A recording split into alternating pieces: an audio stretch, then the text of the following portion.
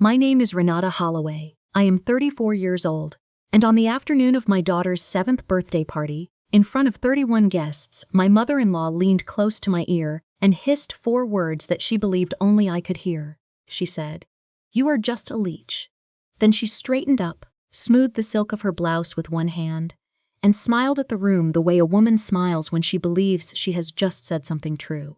I did not flinch. I did not turn to face her. I lifted my daughter's birthday cake from the kitchen counter, walked it to the table in the backyard, and set it down in front of Lily without a single tremor in my hands. The cake had green buttercream. Lily had asked for a caterpillar, and I had practiced the design twice in the 3 weeks before the party to make sure it was right. I lit the 7 candles one at a time. I led 31 people in singing. I watched my daughter's face do the thing a child's face does exactly once a year. That full, incandescent, unguarded joy that no adult can manufacture. And I burned every detail of it into my memories so that nothing else from that afternoon could overwrite it. What Margaret did not know, standing there in her silk blouse, her voice still warm from the secret she had just whispered into my ear, was that I had been sending her $12,000 every single month for 36 consecutive months. She did not know that the money covering her mortgage, her car note, her utilities, her medical supplements, and her personal cushion had come from me, from my firm, from my work, and not from her son. She did not know that I had been quietly building something she would never be invited into, and she did not know that by the time October 15th arrived, the automatic transfer she had come to count, on the way she counted on the sun coming up, would simply not appear. What they never understand, the people who whisper things like that, is that the quiet ones are always building something. Always. And by the time anyone thinks to look, the foundation is already poured. This is that story. Before I go any further, I want to stop and ask you something simple. Where in the world are you watching or listening to this right now? What city are you in? And what time is it there? Drop it in the comments. I genuinely love knowing where these stories reach people. There is something that matters to me deeply about knowing that a woman in Lagos, or in Manila, or in Manchester, or in a suburb of Dallas is sitting somewhere right now hearing this and recognizing something in it. And if you connect with stories about women who were dismissed and underestimated by the very people they were quietly holding up, please like this video and subscribe to the channel. We tell stories like this one every single day, and every single one of them is made for you. Now let me take you back. Let me take you all the way back to the beginning, to the woman behind that silk blouse and that practiced smile, and to the life I had been building long before Margaret Holloway ever learned my name. I was born Renata Vasquez, the second child of Adrian and Cecilia Vasquez, in Tucson, Arizona. My father was a civil engineer who had come to the United States from Guadalajara at the age of 22 with 1 suitcase and a conditional admission to the University of Arizona. My mother was a bookkeeper, born in Tucson, the daughter of a seamstress and a school janitor who had built their lives out of careful arithmetic and radical patience. My parents believed in 2 things above almost everything else: education and documentation. My father kept a household ledger going back to 1992. Every expense, every income, every irregular payment, everything in its column, dated and totaled and filed. My mother could tell you within $3 what she had spent on groceries in any given month of any year since I was born. I absorbed this before I understood what it was. Numbers were not abstract to me the way they are to many children. Numbers were the language my parents used to make sense of safety, to measure how close we were to where we needed to be and how far we still had to go.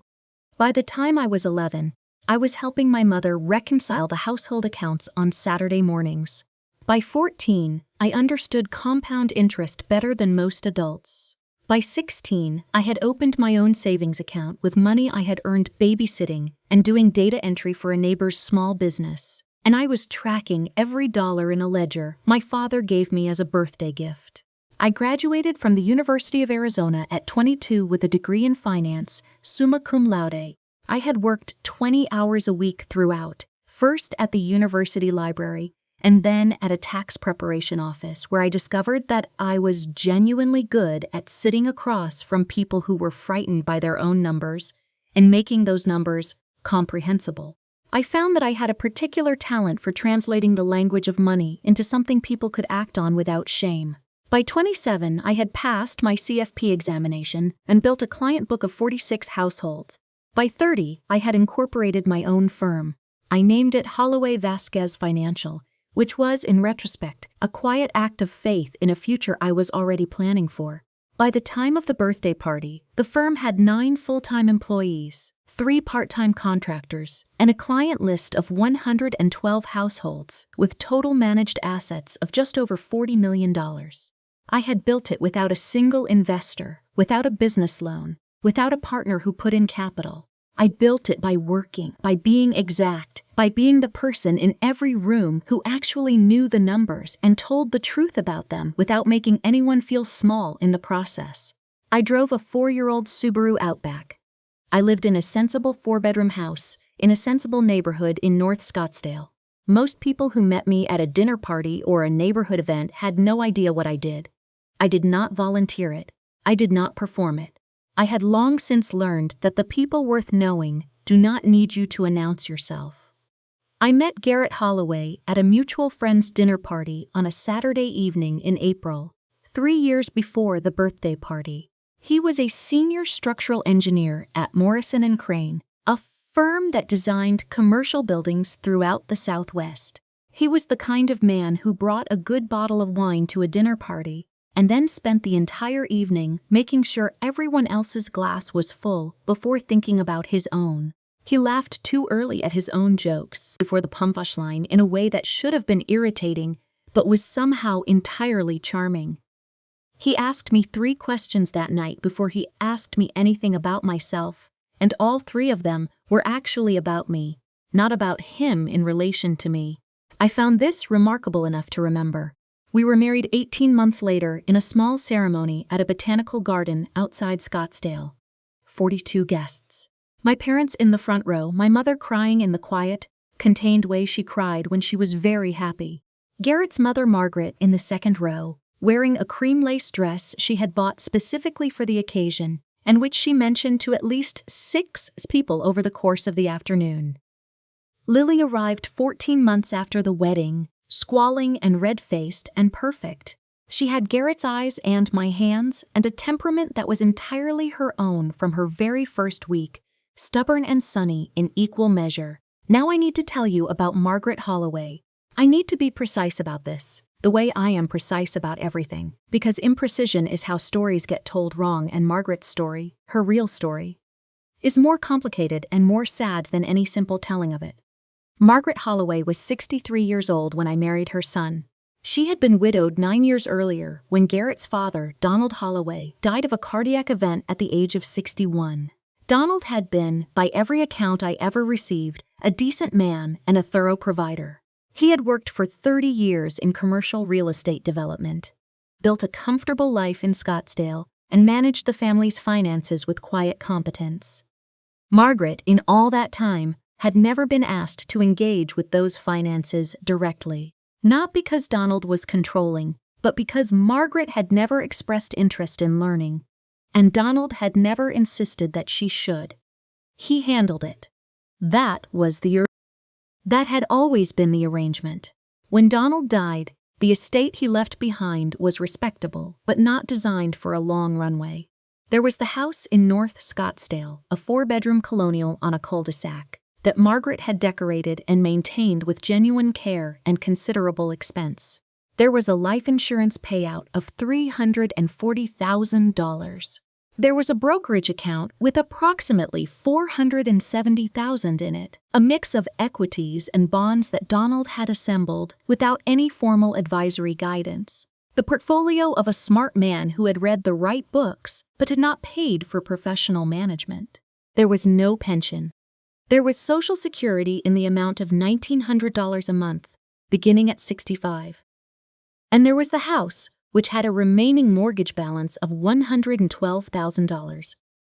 Margaret was 54 when Donald died. She had not worked outside the home in 27 years. She had no particular professional credentials, no updated resume, and no clear sense of what the numbers in front of her actually meant for her long-term security. She began drawing from the brokerage account in the way that people draw from a well without thinking about rain. She spent on the house. She spent on travel, 3 international trips in the first 4 years, because Donald had always promised they would travel more when he retired, and she was honoring what she imagined he would have wanted. She spent on her social life, the charity boards and the luncheons and the garden club events that constituted the infrastructure of her world. She spent the way a woman spends when she has always been told that the money is fine and has no framework for understanding when it is not. By the time Garrett and I married, Margaret's brokerage account had declined by 62% from its value at Donald's death. She had not recalculated her Social Security timeline. She had not had her mortgage balance reviewed. She had not spoken to a financial advisor in 4 years. She was not destitute. She had approximately $180,000 left in liquid assets, a house worth somewhere between $660,000 and $700,000, and a spending pattern that was quietly consuming everything she had. I knew all of this before Garrett told me, because when I love someone, I do the math. It is not surveillance. It is care expressed in the language I was raised to speak. Garrett came to me 6 months after our wedding on a Sunday morning in early December. He sat at our kitchen table, with a mug of coffee he was not drinking, and a look on his face I had not seen before. A particular species of embarrassment that men carry when they have to ask for something they believe they should have been able to handle alone. He told me his mother had called the night before. Her central air conditioning unit had failed. The estimate for replacement was $8,200. She had $4,100 in her checking account and had already asked her bank about a personal loan and been told the terms would be unfavorable given her credit utilization. I asked him 4 questions. I asked how often she came to him with money concerns. He said 3 or 4 times a year, sometimes more in the summer when utility bills were high. I asked how much he had given or lent her over the previous 2 years. He was quiet for a moment, and then he said approximately $42,000, given, not lent, because he could not imagine asking her to repay him. I asked whether she knew that we were handling this together, or whether she believed the money came only from him. He was quiet again, longer this time. He said he had not told her much about our finances, that she had always thought of it as his money, that he had not corrected this impression. I asked one more question. I asked whether she knew what I did for work. He said she knew I was in finance, but that he did not think she had ever looked up the firm. I understood immediately and completely. Margaret Holloway came from a world in which a son supported his widowed mother. That was the structure of things. That was what a good son did. And in that world, a daughter-in-law was tolerated, integrated at the margins, occasionally celebrated for making the son happy, but not considered a principal actor in the family's financial life. Telling Margaret that the money came from me, from my work, from the firm I had built, would have required her to feel something she had no practice feeling toward me. It would have required gratitude, and gratitude, when it is owed to someone you have not fully accepted, is one of the most uncomfortable emotions available to a human being. I did not make an issue of it. I told Garrett we would set up a formal monthly transfer and we would do it properly. We sat together at the kitchen table with my laptop and we ran the numbers, her expenses against her income, the gap, what it would cost to fill it sustainably. We landed on $12,000 a month. This covered her mortgage payment of $3,240, her car payment of $480, her utilities averaged over 12 months of approximately $900, her medical supplemental insurance premiums of $620, her prescriptions and copays averaged of $340, and a personal discretionary cushion of $2,420 for everything else: food, clothing, charitable giving, social commitments, the garden club, the miscellany of a life that was not modest but was not extravagant either. I structured the transfer as a gift to avoid complications with the gift tax exclusion. I set up the automatic payment myself from an account that Garrett had access to, but that was funded entirely by revenue from my firm. Every month, on the 15th, $12,000 moved from my account into Margaret's. Garrett called her the first time to tell her the arrangement was in place. He did not tell her whose money it was. She thanked him warmly. She said, "You are such a good son." I was sitting 6 feet away. For 36 months, the money moved like a tide. Reliably on the 15th, without drama or discussion. Margaret's mortgage did not fall behind. Her car was never repossessed. Her prescriptions were filled. Her social life continued without interruption. She attended the garden club. She went to the charity board luncheons. She hosted a Christmas party in her colonial the 1st December and sent us a photograph of the beautifully decorated living room with a note that said, "Doesn't it look wonderful this year?" It did look wonderful. I had, in some indirect but entirely real sense, paid for it. In 36 months, Margaret never asked where the money came from. She never asked how Garrett could afford it. She never looked at his salary and the number and wondered at the math. Or, if she did wonder, she chose not to pursue the question in any direction that might require her to feel something complicated. Now I need to tell you about the patterns, because this was never one moment. This was a way of operating that Margaret had developed over decades and applied to me with the quiet, practiced efficiencies of someone who has never been held accountable for it. The first time I clearly identified it was our first Thanksgiving together, 14 months before the birthday party. Margaret arrived 2 hours before dinner, which I had expected, and immediately began rearranging my kitchen counter to make space for a tray she had brought from La Madeleine, her favorite French bakery in Scottsdale. The tray held 12 assorted pastries, beautifully packaged, with a small card from the bakery tucked under the ribbon. She placed it in the center of my kitchen island as though she had commissioned it for the space. When guests arrived an hour later, she gestured to the tray with the ease of someone unveiling something they had created. "I always make sure we have something beautiful for the table," she said to Aunt Patricia and Aunt Patricia's husband Richard, who both nodded appreciatively and helped themselves to croissants. I had spent 4 hours that morning cooking. The turkey had been brining since Wednesday. The green bean casserole was made from scratch, not from a can, with fresh green beans and hand-made crispy shallots. The cranberry sauce had orange zest and a splash of bourbon that I had found in a recipe my mother used to make and had spent 2 weekends perfecting. The cornbread dressing had been my grandmother's recipe, which I had reconstructed from memory, and a handwritten index card that had been living in a recipe box my mother sent me when I moved out of her house at 22. By the end of the dinner, 3 people had mentioned the pastry tray. No one had commented on anything I had cooked except Garrett, who said the cranberry sauce was incredible and then immediately talked about something else. This was not a catastrophe. I understood that these things happen. What I noted was the structure of it, the way Margaret had inserted her contribution at eye level and framed it as generosity, while the actual labor of the meal remained invisible, mine, and therefore unremarkable. The second pattern was the way she described me. Not once, in a year and a half of social occasions, did Margaret introduce me by my profession. When she introduced Garrett, she did it fully and with visible pride. Garrett is a senior structural engineer at Morrison & Crane. He did his graduate work at Arizona State. He worked on the design team for the Henderson Medical Center expansion. When she introduced me, it was always a variation of the same abbreviated thing. She would say, "And this is Renata, Garrett's wife." Or on slightly more expansive days, "Renata works in finance." Not what kind of finance. Not that I owned a firm.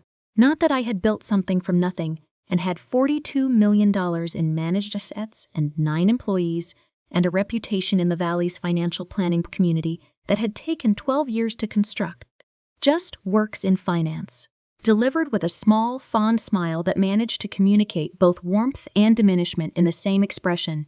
The way you might say, she bakes as a hobby to describe someone who has opened a bakery. I kept account, not aggressively, not with any particular plan.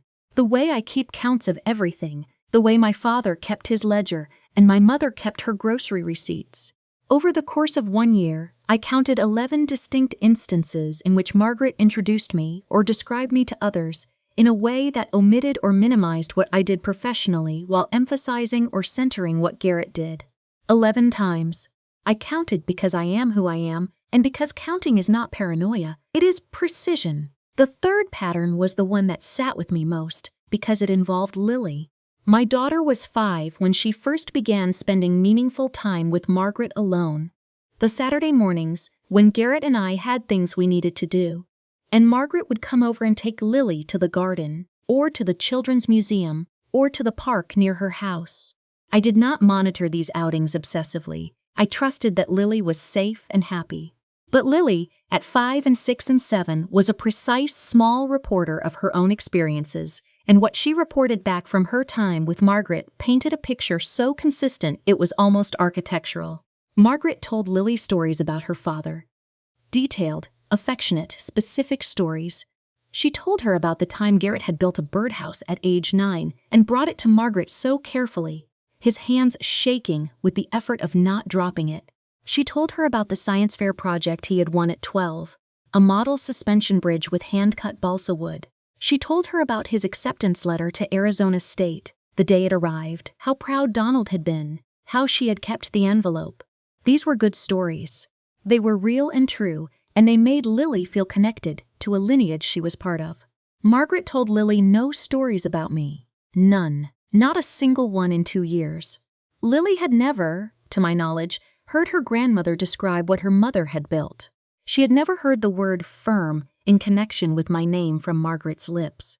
She had never heard that her mother had worked her way through college or passed a professional examination that fewer than 23% of candidates pass on the first attempt. She had heard in great and loving detail what it looked like to be a Holloway. She had not been told what it looked like to be a Vasquez.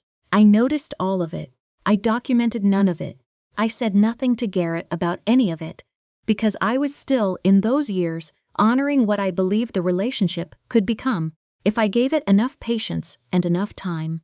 And because the money was still moving, on the 15th of every month, and I still believed that if I simply kept showing up with my whole self, eventually Margaret would look and see what was actually there. She did not look. Or if she looked, she did not see what she was looking at. Now let me tell you about the birthday party. Lily turned 7 on a Saturday in late September, one of those Arizona autumn days when the brutal summer heat has finally broken and the sky goes a color of blue that doesn't exist anywhere else in the world.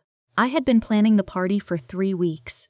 Lily was obsessed that year with monarch butterflies, had been since a spring trip to a nature preserve where she had watched a migration corridor in real time and come home absolutely changed by it. So the party was butterflies, all of it. I painted the banner by hand, orange and black, on cream paper, 8 feet long. I ordered custom butterfly wing headbands for the girls. I made the caterpillar cake, green buttercream over a long oval with little candy antenna, and I had practiced the design twice before the party to make sure it was right. I sent invitations 3 weeks in advance. 31 people came. Lily's 7 closest friends from school, 4 sets of parents who stayed, my parents who drove in from Tucson and stayed at our house the night before, Garrett's aunt and uncle from Tempe, 3 of our neighbors, Margaret, and a handful of other family and family-adjacent friends. The backyard was decorated with butterfly garlands, a craft table where children could assemble paper wings, a photo station with a butterfly backdrop. I had ordered lunch from a caterer I trusted, finger sandwiches and fruit skewers, and the small caprese bites Lily loved. I had prepared the birthday cake myself because Lily had asked me to specifically, and I would not have handed that to anyone. Garrett was running the grill for the adults. My mother was helping children at the craft table. My father was talking to the neighbor about his garden. The party was, by any fair measure, going beautifully. At 2:47 in the afternoon, I came through the back door from the kitchen carrying the birthday cake. Both hands on the tray, the cake in the center, the 7 candles not yet lit. I was moving toward the picnic table where we had set up the party space. Margaret was standing just inside the doorway. I had to pass her to get to the table. She turned toward me as I passed. She put her face very close to mine, the way people do when they are about to say something for a room to hear, but the room cannot hear. Her perfume was Chanel Cristal, which she wore every day without exception. I know this because I had smelled it at every occasion in 3 years, and because I noticed things. She said, "You are just a leech." 4 words, into the side of my face. While my hands were full, while I was carrying my daughter's birthday cake, while 31 people were in the backyard not 8 feet away, I kept walking. My face did not change, my hands did not tremble. I set the cake on the table. I located the long lighter in my pocket where I had put it earlier. I lit the first candle, and the second, and the third, and the fourth, and the fifth, and the sixth, and the seventh. I looked at Lily, whose face had gone completely incandescent at the sight of the lit candles, the way only a 7-year-old's face can go.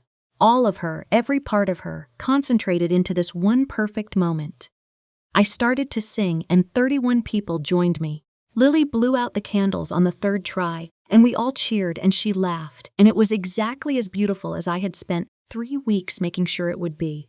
For the next hour and a half, I smiled, and I spoke to guests, and I cut cake, and I organized the gift opening, and I managed the logistics of 31 people in a backyard with 8 7-year-olds, and I did not allow a single thought about what Margaret had said to surface anywhere that anyone could see. Not one. I said goodbye to everyone at the door. I helped Garrett clean up the backyard while my parents put Lily to bed, because they always had stayed to do this on special nights, and Lily adored falling asleep to the sound of my mother's voice. When the yard was clean and my parents had retired to the guest room and Garrett was sitting on the couch with his phone, I walked into our bedroom and sat on the edge of the bed. I sat there for a long time in the quiet. I did not cry. I did not shake. I ran the words through my mind with the detachment of someone running numbers. You are just a leech. I thought about what it meant structurally, not emotionally. She had said it where she calculated only I would hear it. She had chosen the moment when my hands were literally full so I could not turn to face her. She had timed it so that any reaction I showed would be visible to 31 people and interpretable as my failing, not hers. This was not impulsivity. This was expertise. This was someone who had been managing conflict this way for a long time and had never once been called on it. I thought about the word leech. I thought about it in the context of who had actually been drawing from whom for 36 months. I thought about the transfer on the 15th of September, which had gone through 4 days before the party, which meant Margaret's October mortgage payment was already covered by the money I had sent. I thought about how the word leech had been delivered by someone whose air conditioning unit I had paid for, whose car I was making payments on, whose garden club membership I was quietly subsidizing, and who had, in all 36 months of this arrangement, never once said my name in a phone call I was present for. I picked up my phone, I opened the banking app, I looked at the automatic transfer scheduled for October 15th.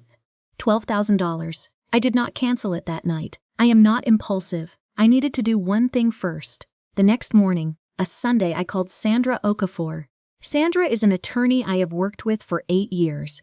Since before the firm was incorporated, since before Garrett, since before almost everything in my current life had taken its current shape. She is methodical and discreet, and she does not give me more reassurance than the facts warrant, which is precisely why I trust her.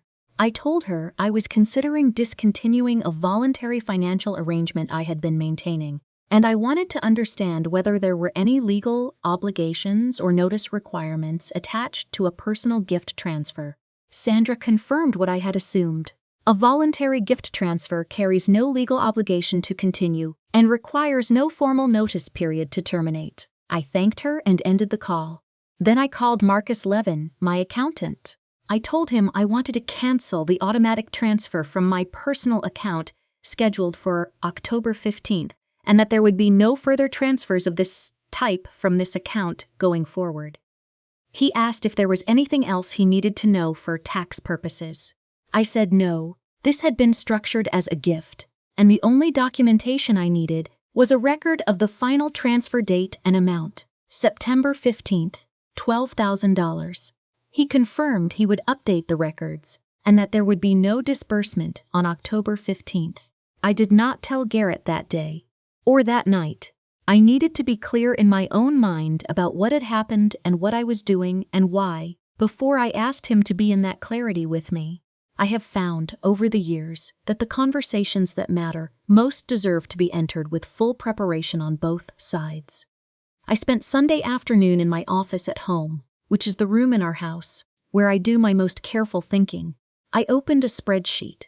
I listed every financial contribution I had made to Margaret's life since October 3 years prior, the month we began the transfers.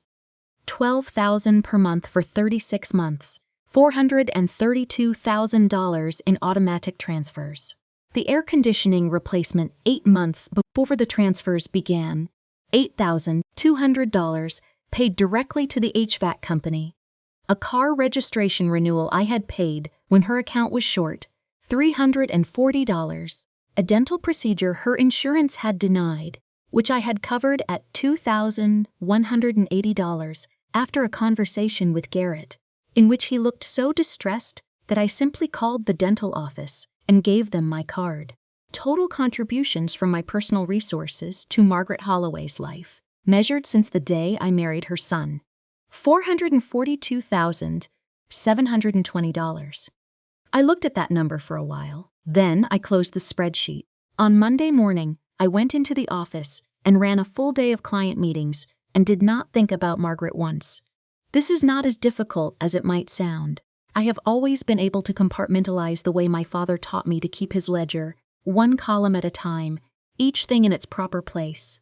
On Tuesday evening, after Lily was asleep, I sat down with Garrett at the kitchen table. I told him what Margaret had said at the party. I told him the exact words, the exact moment, the exact physical context. I did not perform distress. I reported facts the way I report facts to clients when something has gone wrong with their portfolio, with the same measured calm, the same precision. I watched his face move through 5 different expressions in the space of about 30 sentences. He went from confusion to understanding to something that looked like quiet devastation, and then landed, finally, on the undisguised face of a man who is deeply ashamed of someone he loves and has no idea what to do with that. He said, "Renata, I am so sorry. That is inexcusable." I told him I agreed. Then I told him I had already canceled the October transfer. He went very still. I told him calmly and clearly, the way I would explain a portfolio rebalancing. I said, "I need you to understand something, Garrett. I have been sending your mother $12,000 a month for 36 months. That is $432,000 of my money. I did it because I love you, and because I believed it was the right thing to do for your family. I am now making a different assessment." He did not argue. He did not defend her. He sat very still for a long time, the way he sits when he is thinking through something structural, weight-bearing, something that has to be right. Then he said, "What do we do now?" I said, "We tell her together. And we tell her the truth. All of it." We called Margaret on Thursday evening, the 27th of September, at 6:45. Garrett made the call. He put it on speaker. She answered on the second ring, warm and unhurried, the way she always answered Garrett. He told her we needed to talk about something important. He told her the transfer would not be coming in October. He told her why.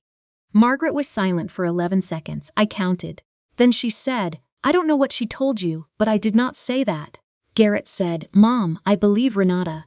Another silence, longer this time. Then Margaret said, "Garrett, I have always tried to make her feel welcome. I have always tried to include her. I don't know what I could have done to make her feel this way, but I can tell you that I would never say something like that. Not to anyone. Not in my home. Not at a child's birthday party. Not ever." There was a particular fluency to this denial, the kind that comes from long practice. She did not say it tentatively.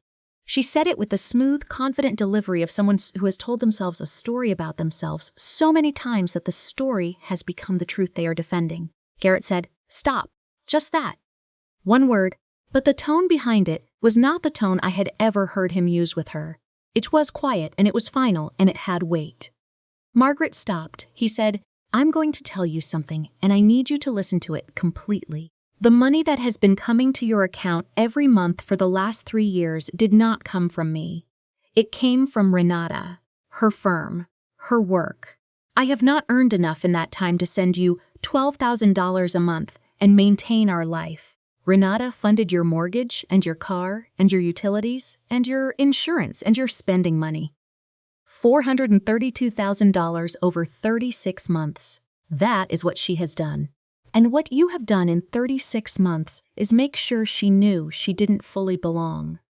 The silence on the other end of the phone was the longest one yet. I did not look at Garrett. I looked at my hands on the table. Margaret's voice, when it came back, was different. The practiced warmth was gone. What remained was something smaller and more exposed. She said, "I didn't know." Garrett said, "I know you didn't, but she did, and she kept sending it anyway." Neither of us added to that. I let it sit in the air between the three of us. 30 seconds of quiet that did more work than any argument I could have constructed. After a moment, Margaret asked if she could speak to me directly. Garrett looked at me across the table. I nodded. I said, "Hello, Margaret." She said, "I owe you an apology." I said, "You do." There was a pause. I could hear her breathing on the other end of the line, the careful, controlled breath of a woman, trying not to let anything show in her voice. Then she said, "I'm sorry. I said something I should not have said. I don't fully know what possessed me to say it." I sat with that for a moment. I thought about what I actually believed about why she had said it. I believed that for 3 years she had been receiving money from a woman she could not bring herself to fully respect, and that this arrangement had created a tension she could not name and therefore could not manage. I believed that the word leech had come from a place of panic, some unconscious recognition that the architecture of her dependence was built on a foundation she had refused to look at. I believed she was telling me a partial truth when she said she did not know what had possessed her. Some things we do come from places we have not yet found the language to reach. But understanding a thing is not the same as accepting it. I can understand why someone does something harmful and still be unwilling to let it pass without consequence. I said, "I accept your apology, and I want you to know that the decision I made about the transfers was not impulsive and it was not intended as punishment. I made a financial decision about my own resources based on a clear assessment of the situation. What happens from here depends on what kind of relationship you and I are capable of building." She asked what I meant. I said, "It means that the relationship we had for the last 3 years, where you received what I gave and treated me as though I were incidental, is one I am not interested in continuing. If you want something real with me, with Garrett, with Lily, it is going to require you to do something you have not done. It is going to require you to see me as I am." She was quiet. Then she said, "I will try." I told her I would need some time to think about what a workable arrangement looked like, and that she should use the time to get a clear picture of her own financial situation. Then I said goodnight, and I ended the call. If you are still watching right now, I want to stop for a moment and speak to you directly, because I think some of you know this feeling. The feeling of having quietly given and given and given to someone who was receiving it as though it were owed.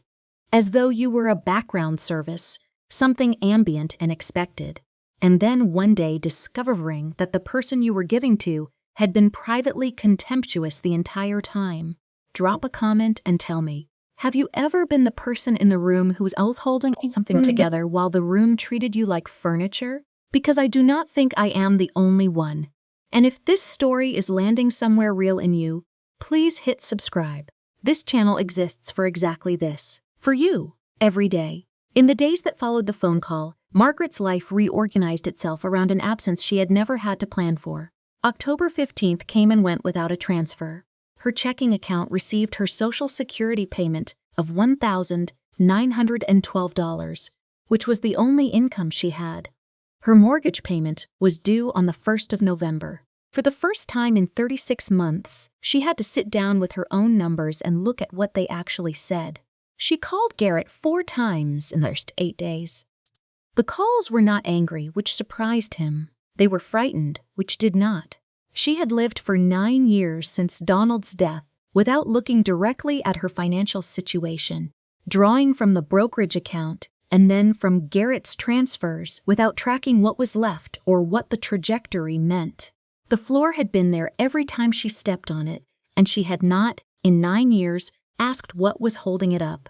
Now the floor was gone, and she was looking down.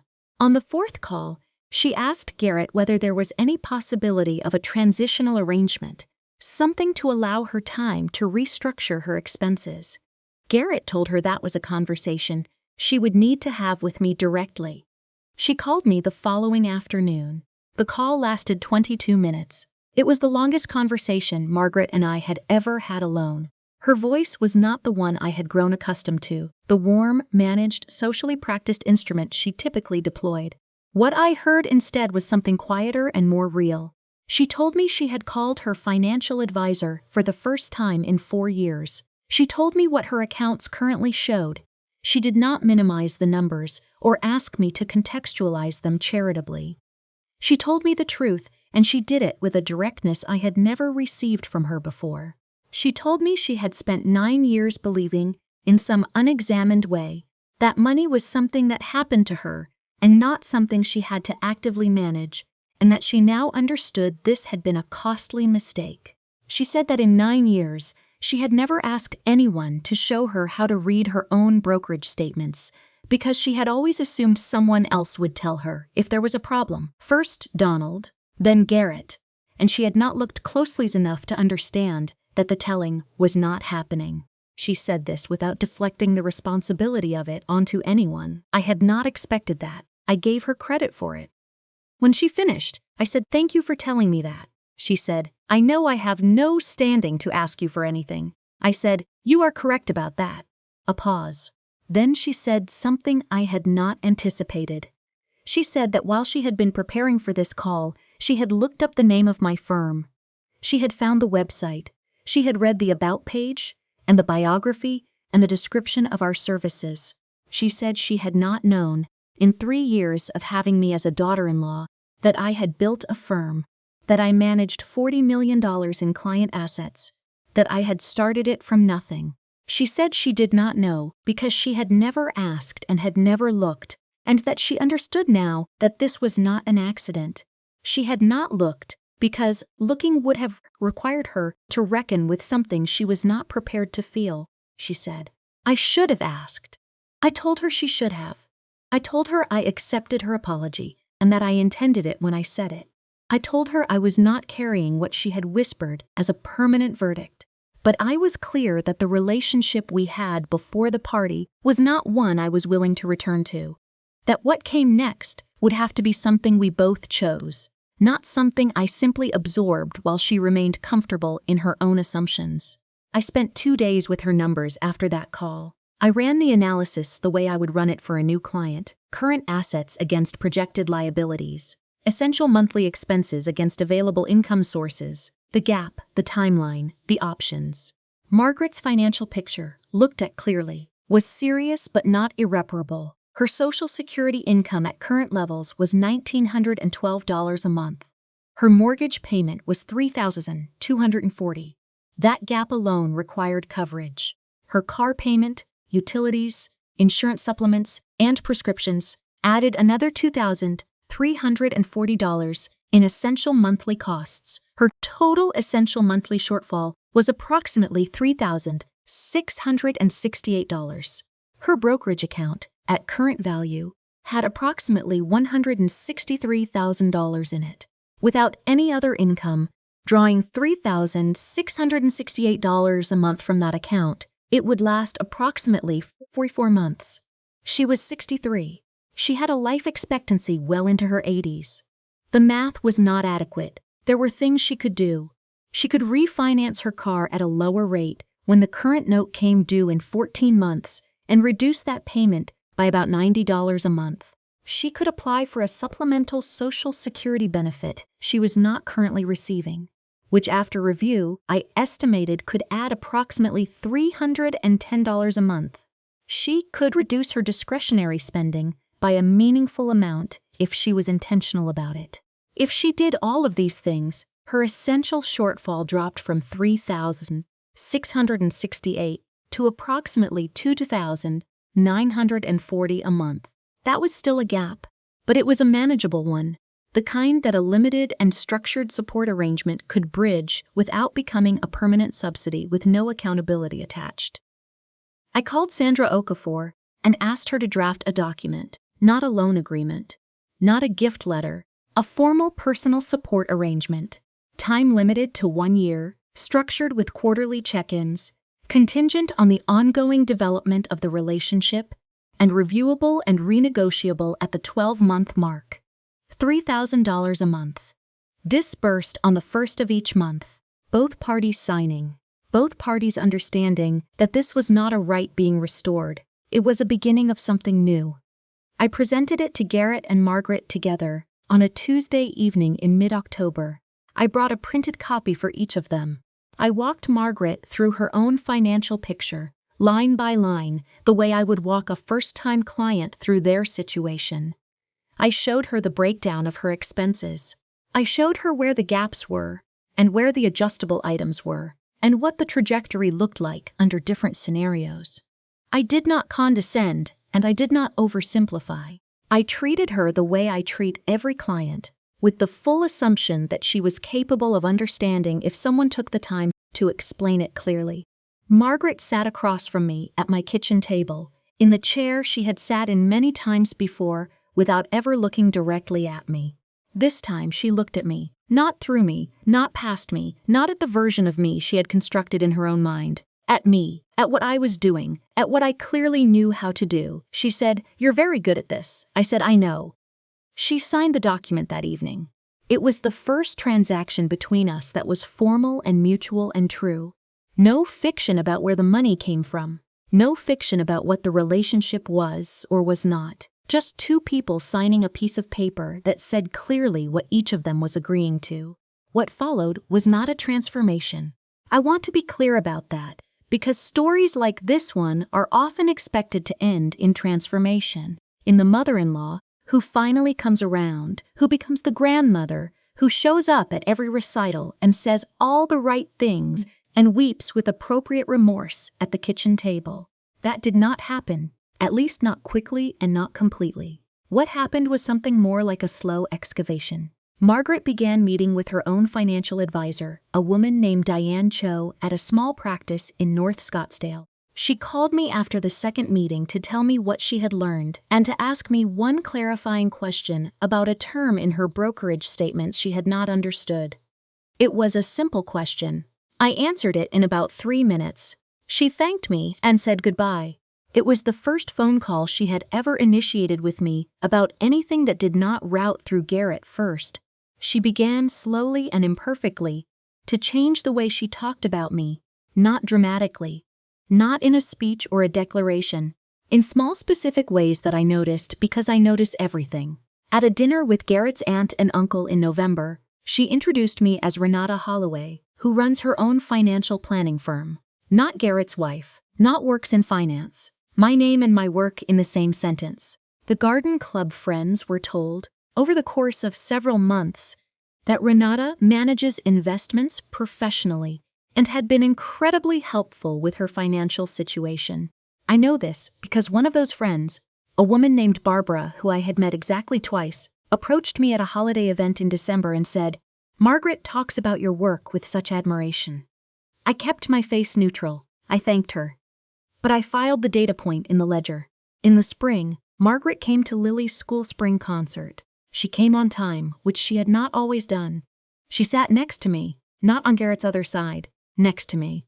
When Lily came out in her little blue dress, carrying her recorder and looking absolutely terrified and then absolutely proud, Margaret reached over and squeezed my hand.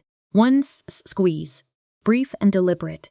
She did not explain it, and I did not need her to. At the 12-month review in October, the year after the birthday party, Margaret's financial situation had stabilized meaningfully. She had reduced her discretionary spending by $940 a month. She had applied for and received the supplemental benefit I had identified. She had met with Diane Cho 6 times and had begun to understand her own accounts with a degree of clarity she had not had in 15 years. Her brokerage account had not declined in the 12 months since we set up the arrangement. She had, in other words, done the work. At the review meeting, I told her I wanted to reduce the monthly arrangement from $3,000 to $2,000. She looked at me directly when she said it. No performance in it, no audience to manage. Just a 64-year-old woman who had, in the course of a very difficult year, looked at herself with more honesty than she had managed in a long time, and found things there she was not proud of. I let the silence sit for a moment. Then I said, "Thank you." That meant something. She nodded. Neither of us said anything more about it. We moved on to the numbers because that is what the meeting was for. But something had settled in the room that had not been there before. Something that felt, cautiously, like the beginning of a foundation. Now here is what I want to leave with you. Not about Margaret, about the larger thing. There is a particular kind of invisibility that the world assigns to women who are capable and quiet about it, who build things without announcing them, who solve problems without making anyone else feel responsible for the solving, who absorb difficulty without performance. The world, when it looks at women like that, tends to see only the absorption and the silence. It constructs a story about those women based on the surface of what it can observe, and the story is almost always wrong. I was called a leech by a woman whose life I was at that moment underwriting. That is not a metaphor or an exaggeration. It is a financial fact. And the reason she felt comfortable saying it was that she had never looked at the actual numbers. She had looked at me and decided what I was based on nothing more than her own assumptions, her own comfort, her own need to maintain a story about her family in which her son was the center of gravity, and his wife was ambient, peripheral, easily categorized. She did not look, and I let her not look for 3 years because I believed the relationship was worth the investment. And then she said 4 words into my ear at my daughter's birthday party, and I quietly changed the allocation. That is the whole story. There is no villain speech. There is no confrontation in the classical sense, no throwing of papers across a conference room, no scene in a parking lot. There is a phone call, a document, a meeting around a kitchen table. There is a number in a spreadsheet that stopped appearing in an account. That is all. Because the women who have actually built something do not need drama to make their point. They need only to stop.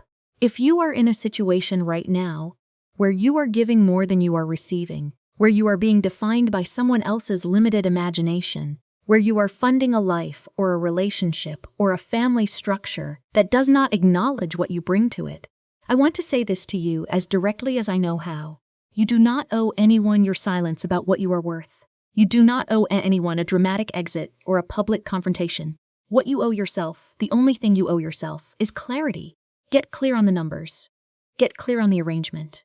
Get clear on what you are actually giving and what you are actually receiving. And then make a decision that reflects what you know, not what you are hoping, will eventually change on its own. Things do not change on their own. People do not suddenly see you because you have been patient long enough. They see you when you change the terms, when you stop absorbing what they were comfortable with you absorbing. When the floor you were quietly holding up disappears and they finally have to look at what was underneath. What would you do if someone who was receiving everything from you whispered something like that into your ear? Would you have walked away right then? Would you have waited the way I waited? Would you still be waiting? Tell me in the comments. I read everyone and I want to know. And now I want to close this story with something I mean completely. Thank you. From wherever you are in the world, whatever time it is on whatever day you are listening to this, you chose to spend your time here with this story, with Renata, with Lily's birthday cake, and Margaret's silk blouse, and the transfer that stopped on October 15th. That is not a small thing. Time is the only resource that cannot be restored or recovered once it is spent, and you spent some of it here. I do not take that lightly. I never will. If this story reached something in you, something real and specific to your own life and your own situation, I hope you will share it with someone who needs to hear it. Sometimes the most useful thing we can do for someone we love is hand them a story that says the thing they have not yet been able to say out loud. That is what Revenge Diary is for. That is why this channel exists. We tell one story every single day, each one built around the same truth, that the quietest women are often the most powerful ones in the room, and that they deserve to be seen. Subscribe so you never miss what comes next. New stories every single day, and I will see you in the next one.